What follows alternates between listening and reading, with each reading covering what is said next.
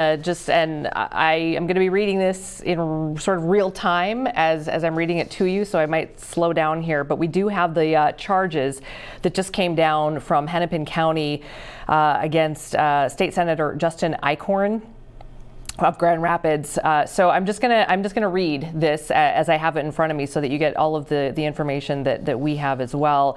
But I don't think it gets too graphic. I just did a quick sweep of it, but I may kind of stop and start here as we go. So the charge description is that between March 11th and March 17th of this year in Hennepin County, Justin Eichhorn intentionally hired or offered or agreed to hire an individual who he believes to be under the age of 18 but at least 16 years of age to engage in sexual penetration or sexual contact.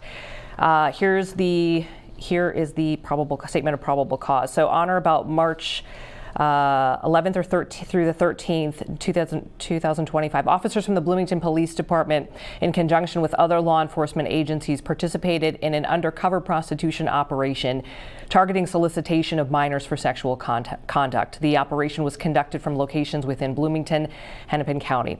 Officers placed ads on multiple websites offering prostitution services. One of the individuals who responded to an ad was Justin Eichhorn, the defendant herein. The defendant then engaged in a text conversation with an undercover officer posing as a 17-year-old girl with the initials UC. The defendant first contacted UC at approximately 9 p.m. on the 11th by texting the number in the ad, asking if she was available tonight. When she did not receive a response, the defendant texted UC again later that night.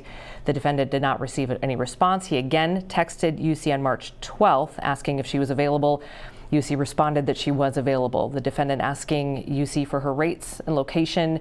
When asked what he was looking for, defendant replied, I'm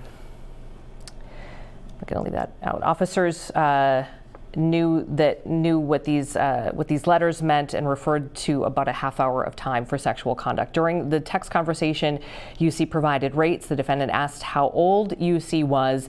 UC advised that she was younger than her ad, and she was 17 years old. Almost finished here. March 13th, the defendant again contacted UC asking if she was available. He again asked for her rates, and she was available and asked if she was available for half an hour.